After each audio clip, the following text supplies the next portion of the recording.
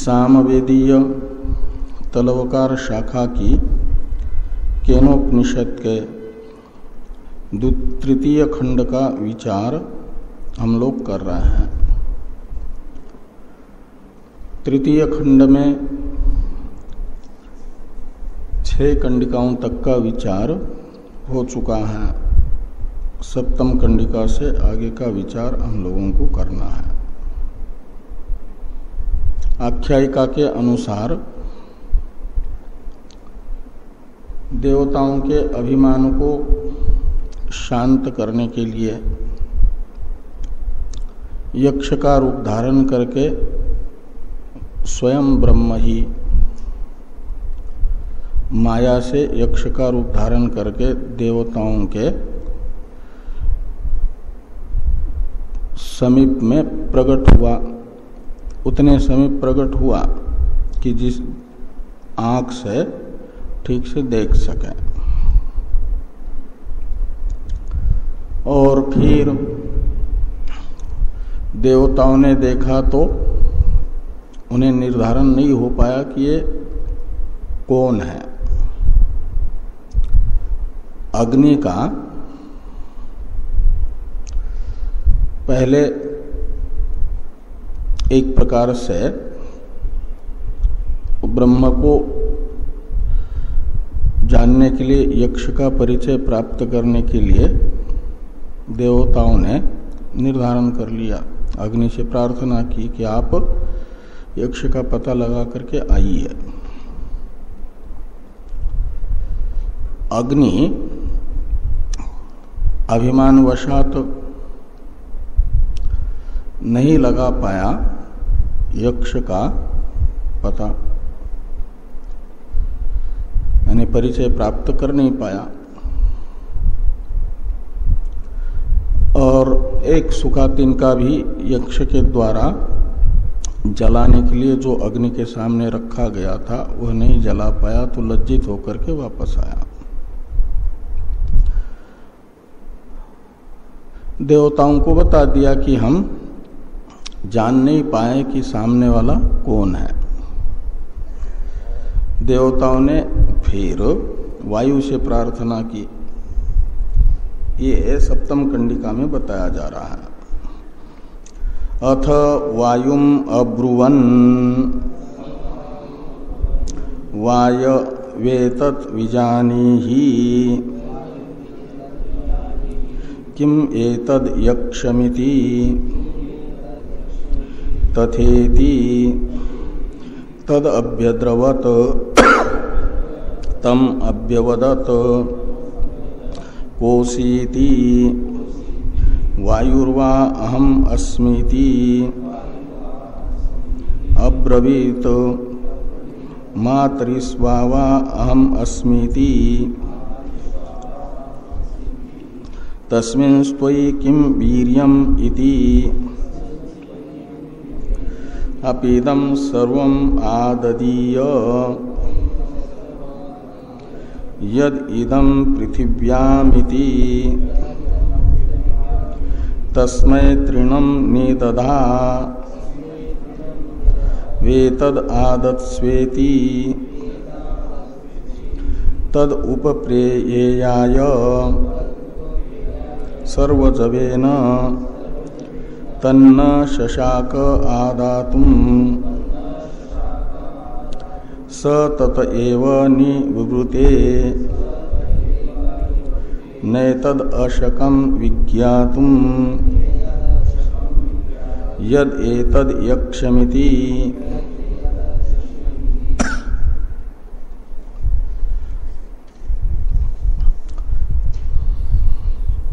अथ शब्द अनंतर अर्थ में है। अग्नि के असफल होने के अनंतर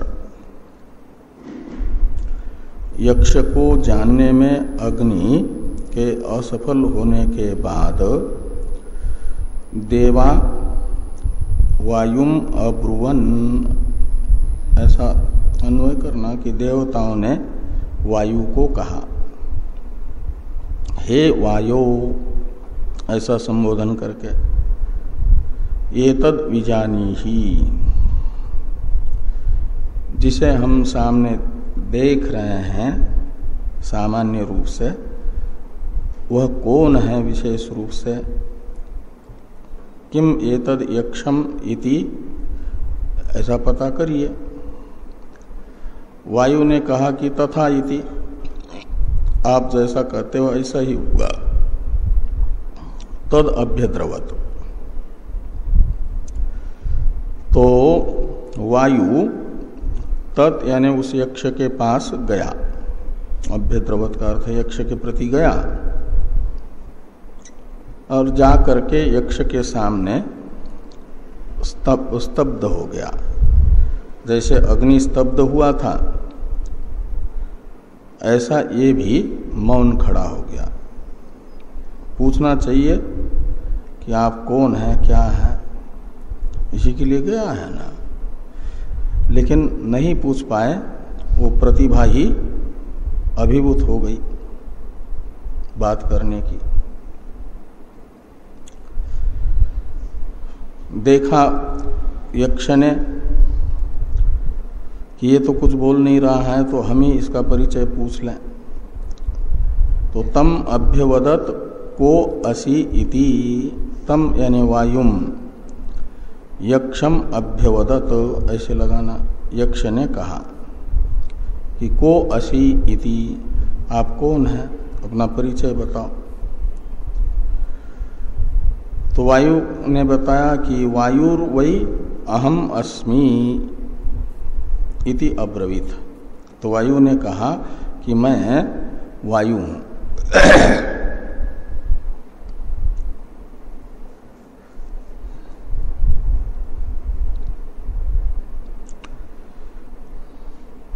और मुझे मातृस्वा भी कहा जाता है। वायु कहा जाता है गमन करने के कारण,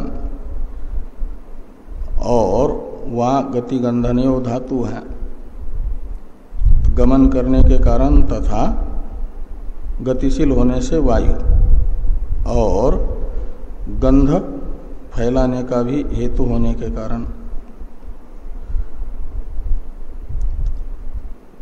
यदि बगीचे आदि से निकलता है तो सुगंधी को, और नाले आदि के पास से निकलता है तो दुर्गंधी को। कौन फैलाता है? वायु न हो तो गंध तो जहाँ है वहीं रह जा, गंध को फैलाने वाला वायु है। इसलिए वायु कहा जाता है मुझे, मैं वायु हूँ। और मातरिस्वा मुझे इसलिए कहा जाता है कि माता कहा जाता है अंतरिक्ष को। मातरी यानी अंतरिक्ष में, स्वीगतो धातु से स्वा बना है, तो अंतरिक्ष में भी घूमता हूं मैं, गमन करता हूं, खाली पृथ्वी पर ही नहीं। तो अंतरिक्ष में भी गमन करने के कारण मुझे मातरिस्वा भी कहा जाता है। का मतलब सर्वत्र मेरी गति है, ये बताया एक प्रकार से। सर्वत्र गतिशील मैं हूं। तो यक्ष ने पूछा, सर्वत्र गतिशील आप में क्या सामर्थ्य, थोड़ा अपने सामर्थ्य का भी वर्णन करिए। कि तस्मिन् त्वयि किम वीर्यम इति, यक्ष ने वायु से पूछा कि सर्वत्र गमनशील आप में क्या सामर्थ्य है, अपनी शक्ति बताओ। तो वायु कहते हैं कि अपि इदम सर्वम आददीय यद इदम पृथिव्याम इति। तो पृथ्वी उपलक्षण है संसार का। तो कहते हैं इस संसार में जो कुछ भी है, पृथ्वी यानी पृथ्वी प्रधान तत्व, जल प्रधान तत्व तथा अग्नि प्रधान तत्व, ये सारे तत्वों को मैं उठा ले जाता हूं। इन सब को उठा ले जाने में, सारे संसार को, मुझे कोई नहीं है। आददीय धारण कर लेता हूँ, ग्रहण करता हूँ, अपने में समा भी लेता हूँ। प्रलय काल में तीनों भूतों का लय हो जाता है वायु में। ऐसा है। तो आगे दशम कंडिका में यक्ष ने वही तृण जिसको अग्नि नहीं जला पाया था वायु के सामने रख दिया कि तस्मै तृणम निदधौ। वायु के सामने एक तृण रख दिया और कहा एतत् आदत्स्व इति, पर्वत आदि को भी उड़ा ले जाते हो ऐसा सामर्थ्य आप में। तो ये जो तिनका है इसे उठा लो और उड़ा करके ले जाओ थोड़ा। तो कहते हैं तद उपप्रेयाय सर्वजवेन, तत् यानी वो तृणम वायु ने पूर्ण वेग के साथ उस तिनके को उठाना चाहा, लेकिन कहते हैं न ससाक तद आदातुम, उस तिनके को उठाने में समर्थ नहीं हुआ।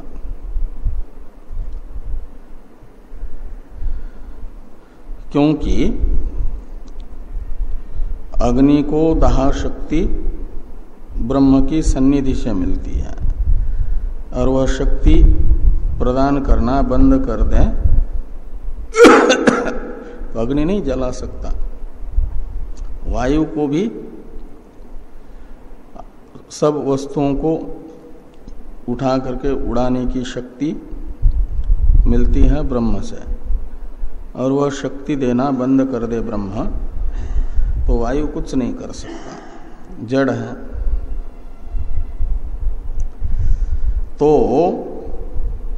कहा कि तन्न सशाक आदातुम स तत एव निवृते, तो स वायु तत एव यानी उसी यक्ष के पास से फिर देवताओं के पास वापस आया और देवताओं को कहा कि ये तद विज्ञातुम न अशकम, इस यक्ष का मैं पता नहीं लगा पाया। यदि ये तद यक्षमिति, ये कौन है ऐसा मैं पता नहीं कर पाया।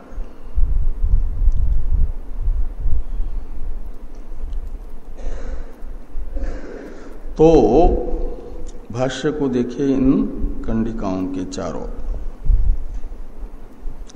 अथ वायुम इति अथ अनंतरम, अथ वायुम इति ये प्रतिग्रहण है, अथ का अर्थ कर दिया अनंतरम। वायुम अब्रुवन, देवताओं ने वायु को कहा कि हे वायो ये तत् विजानी ही इत्यादि समानार्थम, जैसे अग्नि के विषय में था ऐसा ही इसका भी अर्थ निकलेगा, समानार्थम पूर्वेण। मैं वायु हूं ये जो परिचय दिया, तो वायु के विषय में व्युत्पत्ति बताते वायु शब्द की। वा गति गंधनेव धातु गत्यर्थक तथा गंधनार्थक होने से कहते हैं कि वानात यानी गमनात, गंधनात वा वायु, गंधनात वायु। वान शब्द का अर्थ है गमन गंधन, तो गमनात गंधनात वायु, वानात वायु यानी वान क्रिया करने से वायु हूं। वान क्रिया क्या है? तो गमन गंधन। तो मातरी, मातरी स्व शब्द की उत्पत्ति कर रहे हैं। मातरी अंतरिक्षे स्वयति इति मातरी स्वा, स्वी धातु से वो प्रत्यय होकर के असुन बन गया मातरी स्वा शब्द। तो अर्थ निकला अंतरिक्ष में गमन करने वाला। खाली पृथ्वी पर ही गमन करता हूं ऐसा नहीं, अंतरिक्ष में भी गमन करता हूँ। तो इदम सर्वम अपि आददीय, यक्ष के प्रश्न का उत्तर देते हुए वायु ने कहा, यक्ष का प्रश्न है कि आप में क्या सामर्थ्य है बताइए। तो अपने सामर्थ्य को बता रहा है वायु कि इदम सर्वम आददीय,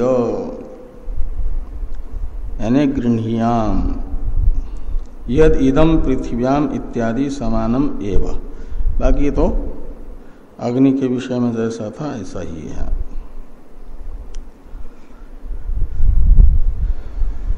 अग्नि भी वापस आया, वायु भी वापस आया, नहीं पता लगा पाया, जानकारी विशेष रूप से प्राप्त नहीं कर पाए ये दोनों। तो देवताओं ने इंद्र को आग्रह किया। तो 11वीं कंडिका का उच्चारण कर लें।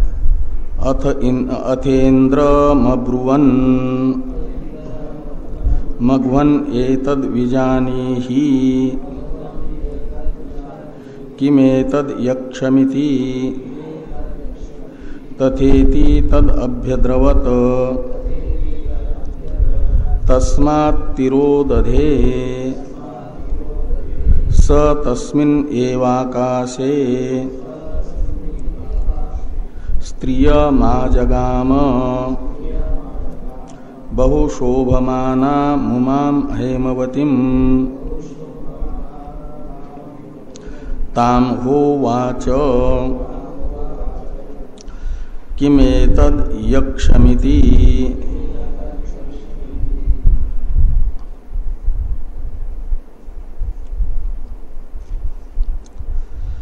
तो अथ यानी वायु के यक्ष को जानने में असफल होने के बाद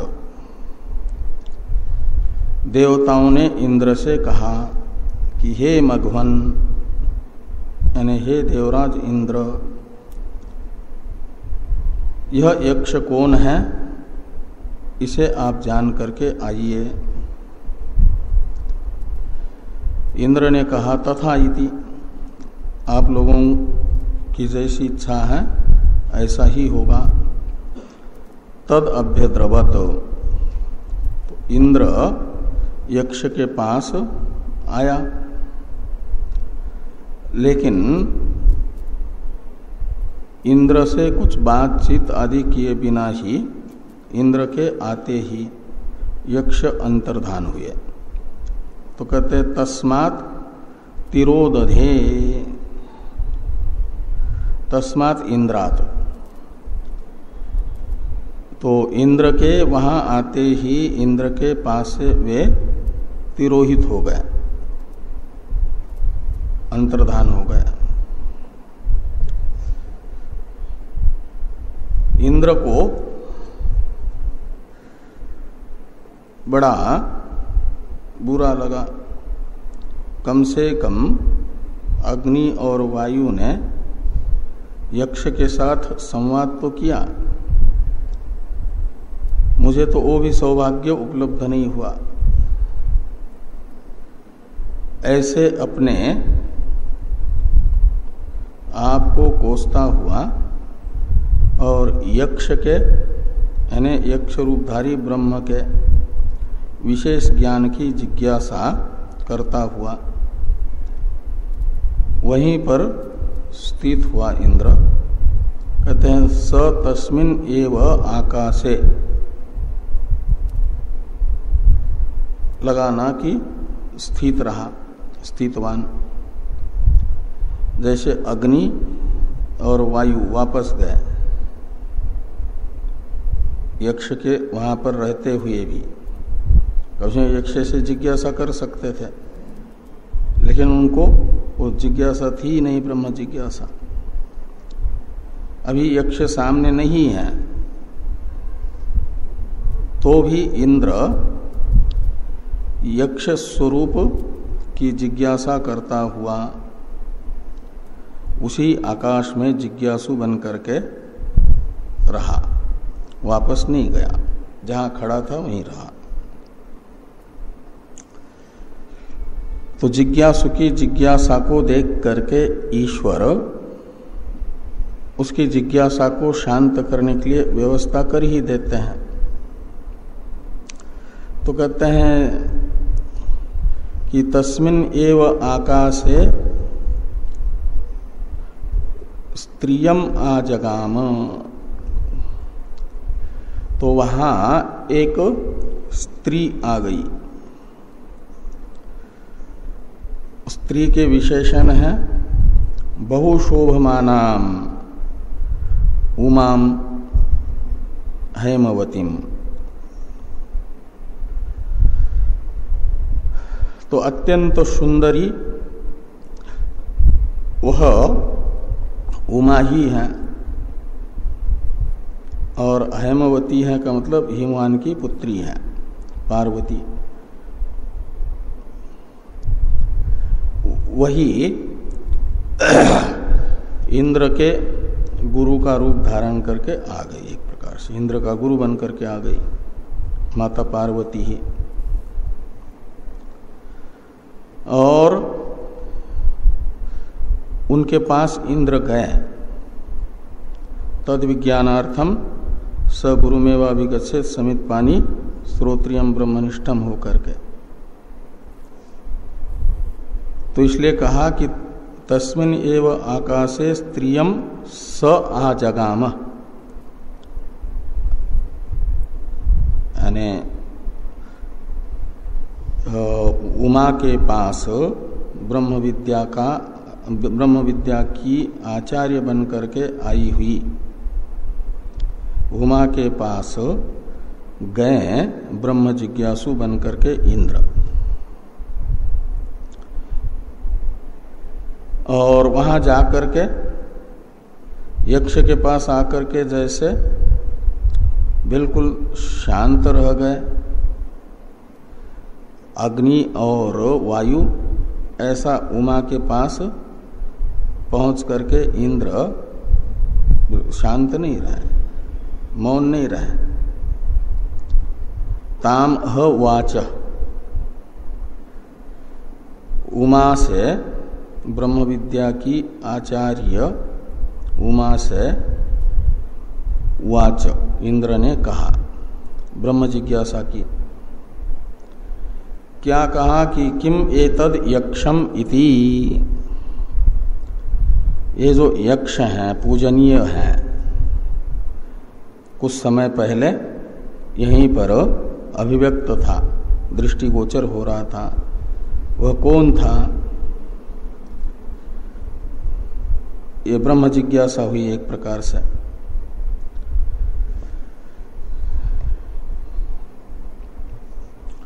तो भाष्य को देखिए, अथ इंद्रम इति, ये प्रतिग्रहण है।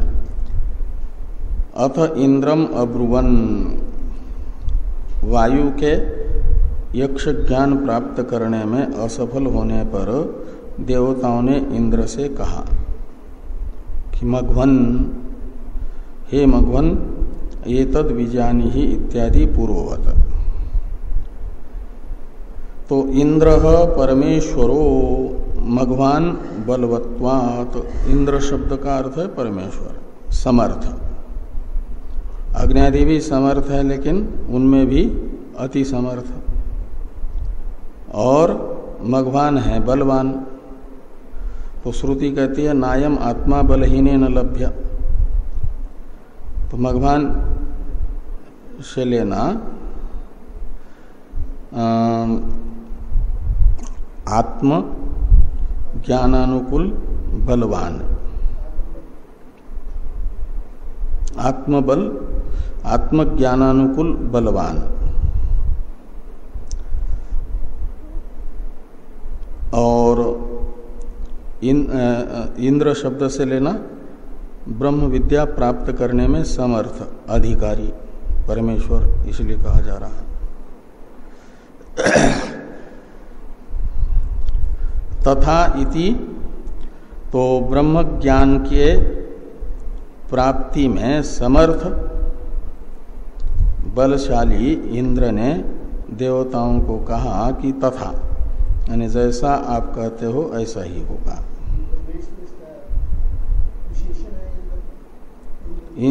इंद्र का अर्थ कर दिया परमेश्वर, परमेश्वर यानी समर्थ, अधिकारी। हाँ, इंद्र का विशेषण क्या, इंद्र शब्द का ही अर्थ कर दिया।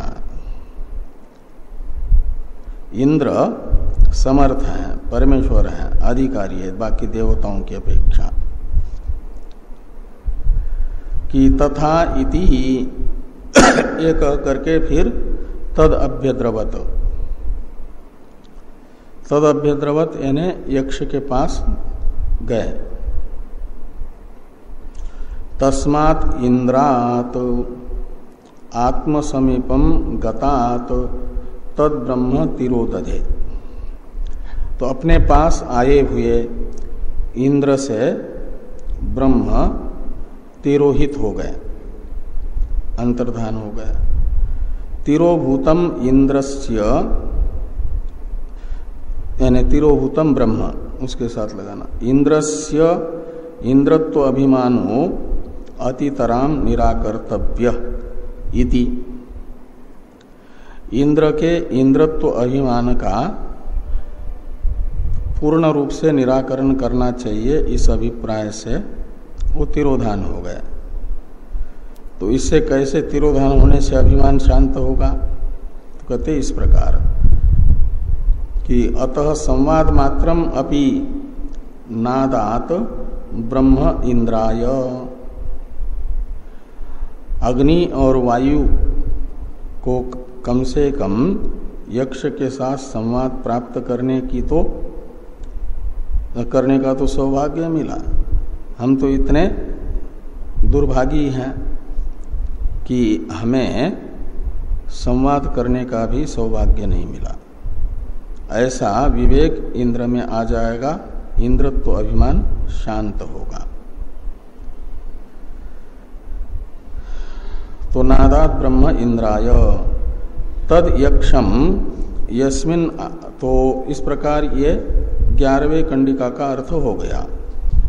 अब 12वीं कंडिका का अर्थ कर रहे हैं कि तद यक्षम यस्मिन आकाशे, आकाश प्रदेशे आत्मानं दर्शयित्वा तिरोभूतम इंद्रश्च ब्रह्मणः तिरोधान काले। यस्मिन आकाशे आसीत स इंद्र तस्मिन एव आकाशे तस्थौ। तो स तस्मिन एव आकाशे ये जो लिखा है इसका अर्थ करते हैं कि इंद्र के आने के बाद यक्ष जिस आकाश प्रदेश में इंद्र को दिखा करके तिरोधान हो गया यक्ष का, और इंद्र उस समय यक्ष के तिरोधान के समय जहां खड़े थे वहीं पर खड़े रह गए, वापस देवताओं के वहां नहीं गए।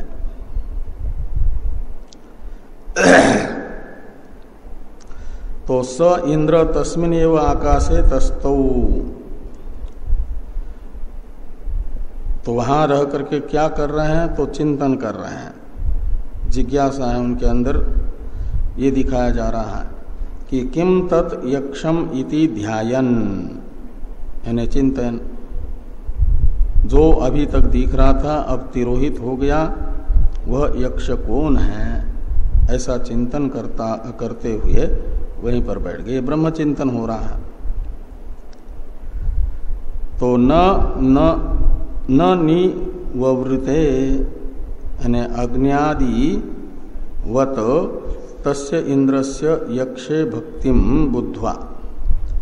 तो अग्न्यादि जैसे निवृत्त हो गए थे ऐसे वहां से वापस इंद्र नहीं गए, वहीं रह गए। ये यक्ष विषयक इंद्र की भक्ति मानी जाएगी। तो ये कहते हैं कि तस्य इंद्रस्य यक्षे भक्तिम बुद्ध्वा, यक्ष रूपधारी ब्रह्म के विषय में इंद्र की भक्ति को देख करके विद्या उमा रूपिणी कि उमा का रूप धारण करके स्वयं विद्या ही प्रकट हुई, ये मान लो। प्रादुर्भूत स्त्री रूपा स इंद्र ताम उमां बहुशोभमानां सर्वेषामी शोभमानानां शोभनतमां विद्यां तदा बहुशोभमाना इति। तो इंद्र उनके पास जाता है, तो कौन है? तो कहते उमा बहुशोभमाना, यानी सब में शोभायमान मानी जाती है विद्या। तो इसलिए कहते विद्याम बहुशोभमानाम तदा बहुशोभमाना इति विशेषणम उपपन्नम भवति। विद्या ही स्त्री का रूप धारण करके प्रकट हुई ऐसा मानेंगे तो बहुशोभमाना ये विशेषण और उचित सिद्ध हो जाता है, ये कहते हैं। अथवा कहते हैं हैमवतीम, इस विशेषण के आधार पर पहले इस विशेषण को लगाते हैं विद्या के अर्थ में ही, फिर अथवा करके हिमवान की पुत्री पार्वती ये अर्थ करते हैं। तो हेमवतीम का अर्थ करते हैं हेमकृत आभरणवतीम। हेम कहते हैं सोने को, तो हेमकृत आभरणवतीम यानी स्वर्ण से बने हुए आभूषणों को धारण की हुई के तरह। तो जैसे स्वर्ण से बने हुए आभूषणों को धारण करने वाली स्त्री शोभमान होती है, ऐसे उमा जो उमा रूपधारी विद्या है वह अति शोभमाना है। तो हेम कृत आभरणवतीम इव, ये इव शब्द जोड़ रहे हैं ऊपर से, उसका छांदस लोप समझना मूल में, हेमवतीम इव में। बहुशोभमानाम इत्यर्थ, ये बहुशोभमानाम की उपमा है हेमवतीम। तो आभूषणों को धारण करने वाली स्त्री जैसे शोभमान होती है, ऐसे उमा रूपधारी विद्या बहुशोभमाना है, ऐसा। अब ये हेमवती विशेषण के आधार पर ये अथवा इत्यादि से भाष्कर भगवान कहते हैं वो स्वयं माता पार्वती ही समझ लेना, हिमवान की पुत्री। अथवा उमा एव हिमवतो दुहिता, तो उमा स्वयं माता पार्वती हैं, हिमवान की पुत्री होने से उसे कहा जा रहा है हेमवती। नित्यम एव सर्वज्ञेन ईश्वरेण सह वर्तते, तो सर्वज्ञ जो ईश्वर है भगवान शिव, उनके साथ हमेशा रहती हैं, उनकी सहायक हैं। हाँ, तो इति ज्ञातुम समर्था, इसलिए उनके सोपाधिक निरूपाधिक स्वरूप को जानने में समर्थ है। इति कृत्वा ताम उपजगाम, उनके पास ब्रह्म जिज्ञासु बन करके गए इंद्र। इंद्रस्ताम ह उमाम किल वाच, और उमा के पास जाकर के अपनी ब्रह्म जिज्ञासा प्रकट की। इसलिए उमा से कहा कि ब्रूहि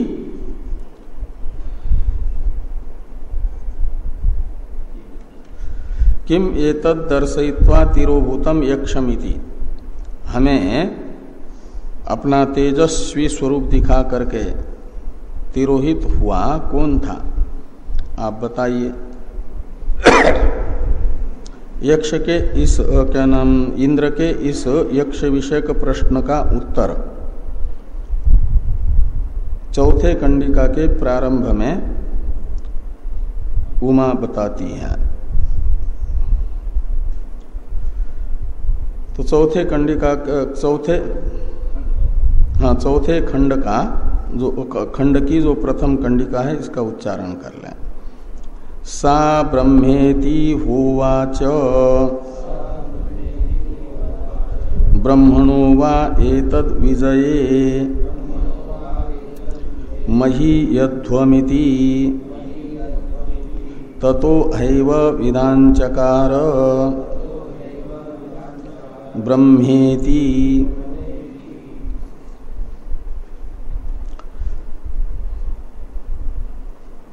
तो यक्ष विषयक प्रश्न जो इंद्र का है उमा के प्रति, तो उमा जी इंद्र के यक्ष विषयक प्रश्न का उत्तर दे रही हैं कि सा ब्रह्म इतिह वाच।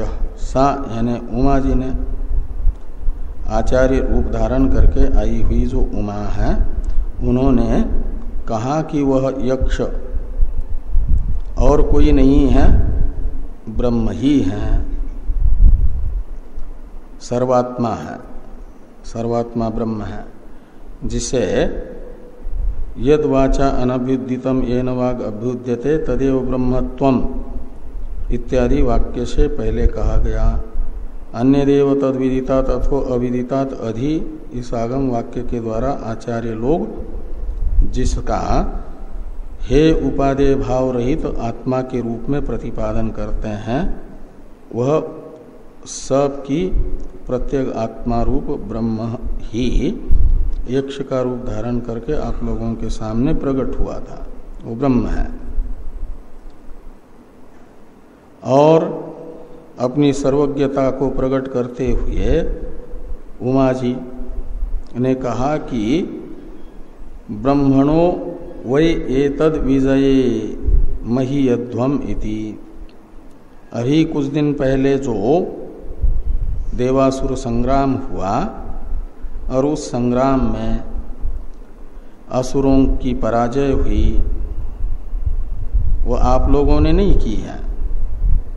असुरों को पराजित करके इस संग्राम में विजय आप लोगों ने नहीं पाई। आप लोग तो निमित्त मात्र थे। आपके कंधे पे बंदूक रख करके चलाने वाला कोई दूसरा था, वो उसकी विजय मानी जाएगी। वो यही ब्रह्म था। इसी ब्रह्म ने अपने संकल्प मात्र से ही निर्णय कर लिया था कि असुर पराजित हो जाए और देवता पक्ष की ही विजय हो जाए। वो ये न करते यदि, तो आपकी क्या सामर्थ्य थी कि असुरों को हरा दें और जीत हासिल कर लें। इसलिए विजय तो ब्रह्म की थी। तो ब्रह्मणो वा विजये, तो ब्रह्म के विजय पर एतत् महीयध्वम यूयम, आप लोग महिमान्वित हो गए हो, ये मिथ्याभिमान कर रहे हो कि असुरों पर हमारी ही विजय हुई और विजय से प्राप्त ये जो ऐश्वर्य रूप फल है, महिमा है, वो हमारी ही है। ऐसा मिथ्या अभिमान आप लोगों ने जिसके विजय से किया है, वह यह आपके अभिमान को शांत करने के लिए यक्ष रूप धारण करके आपके सामने प्रकट हुआ था। वो ब्रह्म है, प्रत्यगात्मा है। इति वाच के साथ अन्वय करना, ऐसा उमा ने इंद्र से कहा। तो इंद्र ब्रह्म जिज्ञासु थे, संकेत मात्र से समझ गए, लेकिन स्वयं नहीं समझ पाए। यक्ष का चिंतन तो कर रहे थे, लेकिन यक्ष ब्रह्म ही है, प्रत्यगात्मा। इस रूप में ज्ञान उनको उमा के प्रकट होने से पहले नहीं हो पाया। वो यक्ष कौन है ऐसा चिंतन तो कर रहे थे। तो श्रुति कह रही है ब्रह्म विद्याचार्य उमा के वाक्य से ही सब की प्रत्यगात्मा ब्रह्म ये यक्ष था, वो मैं हूं, ऐसा बोध इंद्र को हुआ। ततो ह एव विदान चकार ब्रह्म इति। ततः शब्द से लेना उमा के वाक्य को, सा ब्रह्म इतिह वाच, ब्रह्म इतिह वाच, ये जो उमा का वाक्य है, उस वाक्य का परामर्शक है ततः शब्द। तो ततः यानी तस्माद एव, आचार्य रूपायाः उमायाः वाक्यात एव, उमा के वाक्य से ही इंद्र ने जाना, विधान चकार यानी जाना क्या कि ब्रह्म इति, सब की प्रत्यगात्मा रूप ब्रह्म ही यह यक्ष था, इसलिए हमारा भी प्रत्यगात्मा वही ब्रह्म है, यक्ष है। हम हमारा अधिदैव उपाधिभूत जो कार्यक्रम संघात है तदात्मक नहीं, अपितु यक्ष का जो स्वरूप है पारमार्थिक, सबकी प्रत्यगात्मा तदात्मक ही है, ऐसा ज्ञान इंद्र को उमा के वाक्य से हुआ।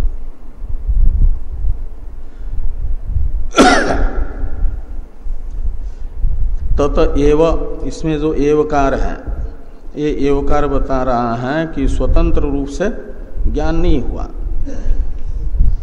आचार्य वाक्य से हुआ, ये भाष्कर भगवान कहेंगे। तो भाष्य को देखिए, ईसा ब्रह्म इति ह वाच, ह यानी किल ब्रह्मण ईश्वरस्यैव विजये, तो ब्रह्म के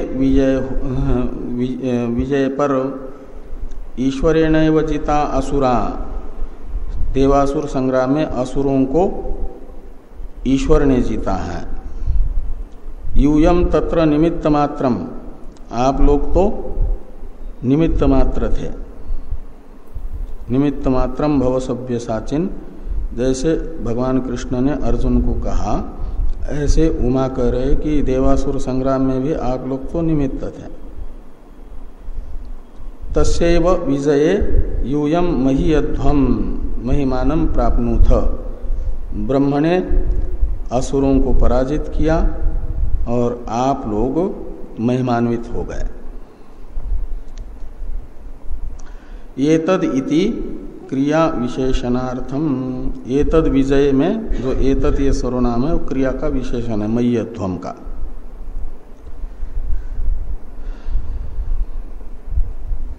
ये आप लोगों का मिथ्या अभिमान है, इसे उमा ने कहा कि मिथ्या अभिमानस्तु युष्माकम अयम, यह हमारी ही विजय है, हमारी ही महिमा है, इत्याकारक अभिमान आप लोगों का मिथ्या है।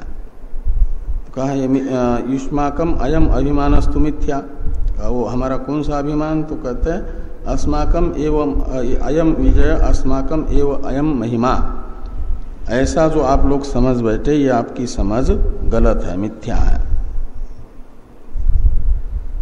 तत हैव विधान चकार का अर्थ करते हैं कि तत यानी तस्माद उमा वाक्याद हैव, उमा के वाक्य से ही इंद्र ने यक्ष को ब्रह्म रूप से जाना। विधान चकार ब्रह्म इति इंद्रो अवधारणात्, तो इंद्र ने वो यक्ष ब्रह्म है ऐसा समझ लिया। और अवधारण यानी एवकार, तो एक एवकार से क्या समझना है, तो कहते अवधारणा ततो हैव इति, ततो हैव यहाँ पर जो अवधारण है एवकार, उससे समझना न स्वातंत्र्येन, अपनी बुद्धि से नहीं समझ पाया यक्ष को ब्रह्म रूप से, उमा के वाक्य से समझ पाया। द्वितीय कंडिका का उच्चारण कर लें। तस्माद्वा येते देवा अतितरामिव अन्यान् देवान् यद अग्निर्वायु इंद्रः ते हेनत्मेदिष्टं पस्पृशु ते हेनत प्रथमो विधान चकार ब्रह्मेति।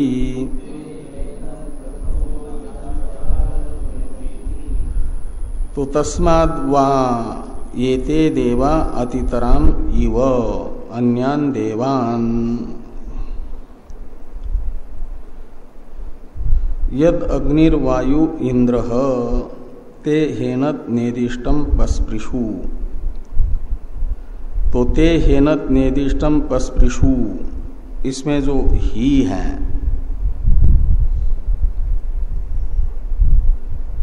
ये यस्मात् अर्थ में है, यस्मात् अर्थ में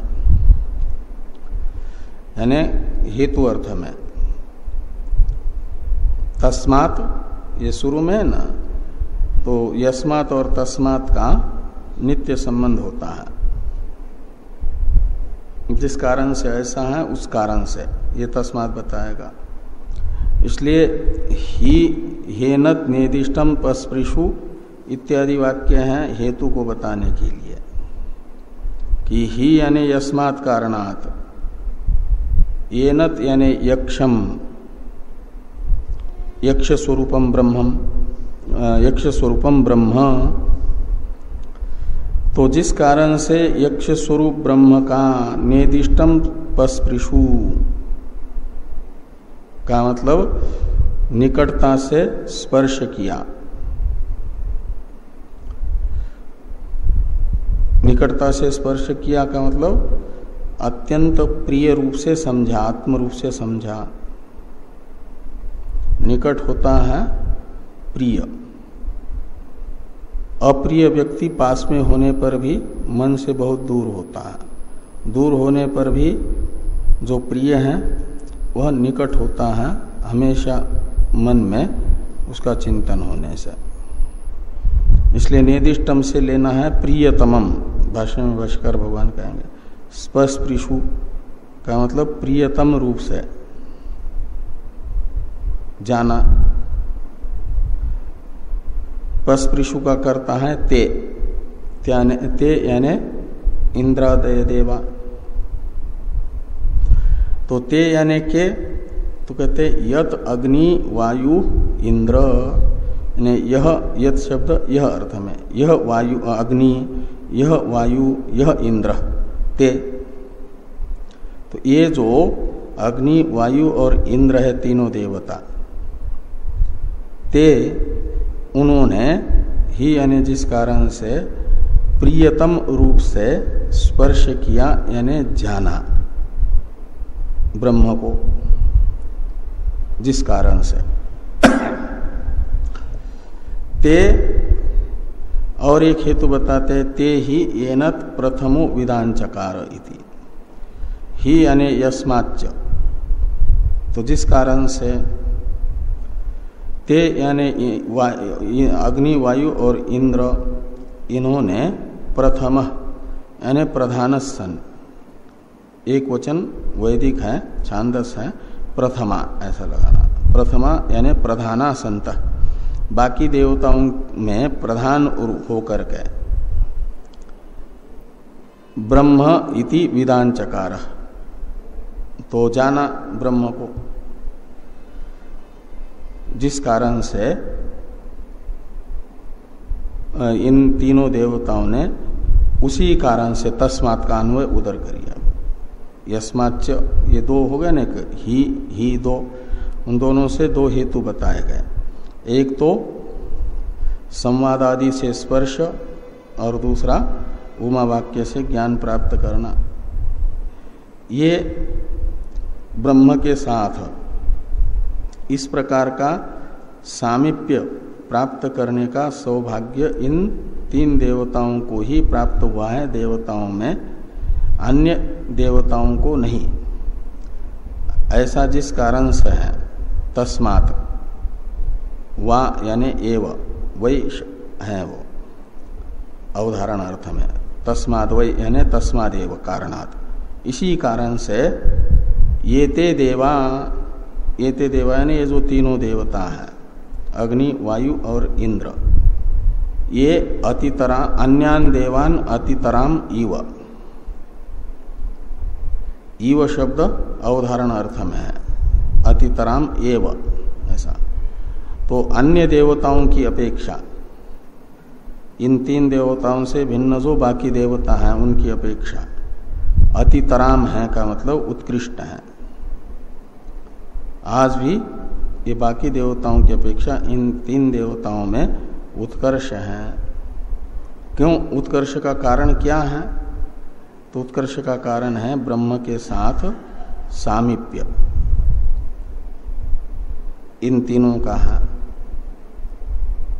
वो सामीप्य दो वाक्य के द्वारा बताया गया, नेदिष्टम पस्पृशु और प्रथमो विधान चकार। थोड़ा भाष्य है, भाष्य को देखिए। यस्मात् अग्नि वायु इंद्रा ये ते देवा ब्रह्मणः संवाद दर्शनादिना सामीप्यम उपगता। तो जिस कारण से अग्नि वायु और इंद्र संवाद तथा दर्शन को लेकर के वो यक्ष रूपधारी ब्रह्म के सामीप्य को प्राप्त कर चुके हैं, उस कारण से कहते तस्मात् यानी उसी कारण से ऐश्वर्य गुण ही अतितराम इव, तो ऐश्वर्य गुण से संपन्न है, बाकी देवताओं की अपेक्षा अधिक ऐश्वर्य से युक्त है। तो शक्ति गुणादि महाभाग्य अन्यान देवान अतितराम यानी अतिशयन शेरते, शेरते का अर्थ है वर्तन्ते, अतितराम का अर्थ करते हैं अतिशयन शेरते यानी वर्तन्ते, बाकी देवताओं की अपेक्षा यह शक्ति गुणादि महाभाग्य से उत्कृष्ट है, महाभाग्य से युक्त होकर के उत्कृष्ट है। तो ईव शब्द जो है अतितराम ईव में, इसके विषय में भाष्कर भगवान कहते हैं ईव शब्दों अनर्थको अवधारणार्थो वाह। ईव इस निपात को या तो अनर्थक समझ लो या तो अवधारणार्थ में समझ लो, उत्कृष्ट ही है ऐसा अवधारण करेगा, बाकी देवताओं की अपेक्षा यह तीनों अति उत्कृष्ट हैं। कहे वे कौन है तीनों? तो कहते हैं यद अग्निर्वायु इंद्र, तो जो अग्नि है, जो वायु है और जो इंद्र है, यह तीनों ब्रह्म के सामीप्य को प्राप्त कर चुके संवाद आदि के द्वारा, जिस कारण से उस कारण से ये बाकी देवताओं की अपेक्षा उत्कृष्ट है।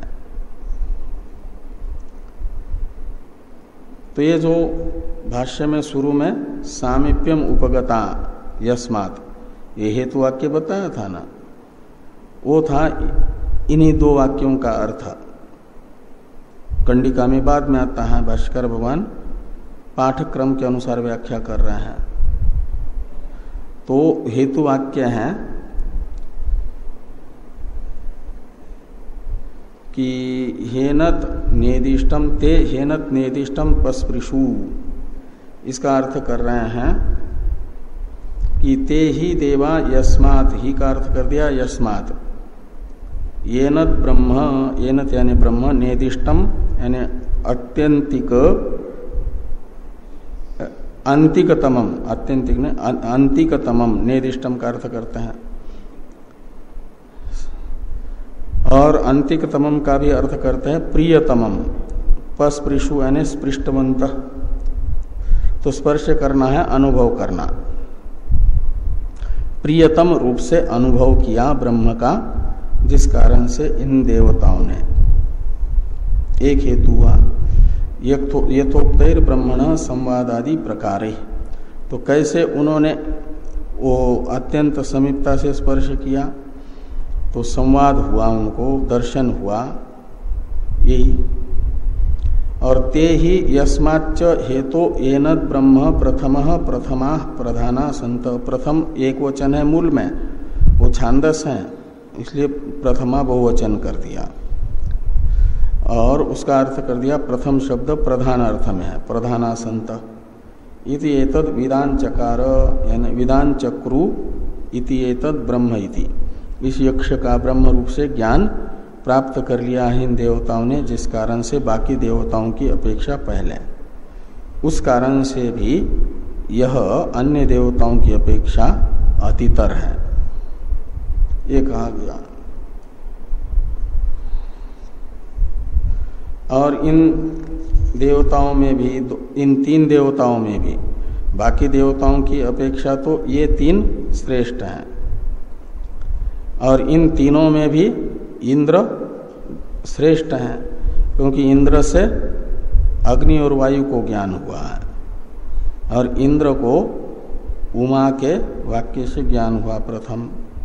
इसलिए इंद्र और भी इन दो देवताओं में श्रेष्ठ हैं। इसे कहा जा रहा है तृतीय कंडिका में। तृतीय कंडिका का उच्चारण कर ले। तस्माद् वा इंद्रो अतितराम इव अन्यान् देवान् स हेनत् नेदिष्टं पस्पर्श स हेनत् प्रथमो विदांचकार ब्रह्मेति। तो स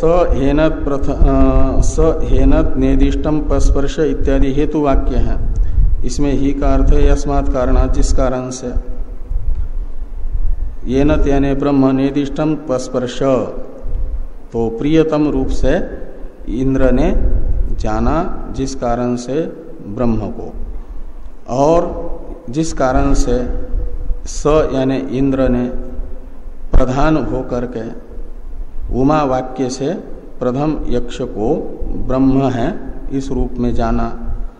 तस्माद् एव, उसी कारण से इंद्र अन्यान देवान यानी इन तीन देवताओं में भी इंद्र श्रेष्ठ देव है। अग्नि वायु इंद्र में भी श्रेष्ठ माना गया, अतितरा मैंने उत्कृष्ट माना गया। क्या हुआ? हाँ, अनुवादेश। तो इसका भाष्य देखिए तीसरी कंडिका का। यस्मात् अग्निवायु अपि इंद्र वाक्यात् एव विदान चक्रतु इंद्रेण ही उमा वाक्यात् प्रथमम श्रुतम। तो जिस कारण से इन तीन देवताओं में भी इंद्र ने पहले उमा वाक्य से ब्रह्म ज्ञान प्राप्त कर लिया, फिर इंद्र के वाक्य से अग्नि और वायु ने प्राप्त कर लिया है ब्रह्म इति। अतः तस्माद् वा इंद्रो अतितराम अतिशयन शेते इव अन्यान देवान। तो बाकी देवताओं की अपेक्षा और इंद्र और वायु की अपेक्षा भी उत्कृष्ट हैं इंद्र। स हेनत निर्दिष्टम पस्पर्श यस्मात् स हेनत प्रथमो विदान चकार ब्रह्म इति उक्तार्थम वाक्यम। इसका अर्थ तो पहले जैसा था ऐसा ही है। अब एक आख्यायिका का और तृतीयादि खंडों का उत्तर ग्रंथ का मुख्य तात्पर्य बताते समय संबंध भाष्य में ये कहा गया था न कि उपासना सगुण ब्रह्म विद्या को बताने के लिए उत्तर ग्रंथ है। तो ये जो ब्रह्म है उसमें उपासना के लिए अपेक्षित होता है गुण का कथन। उपासना होती है गुण चिंतनम उपासनम, इसलिए कुछ गुण बताए जा रहे हैं आगे, ये सब आएगा। बाकी चर्चा हम लोग कल करते हैं। अच्छा, कल अनध्याय है, परसों।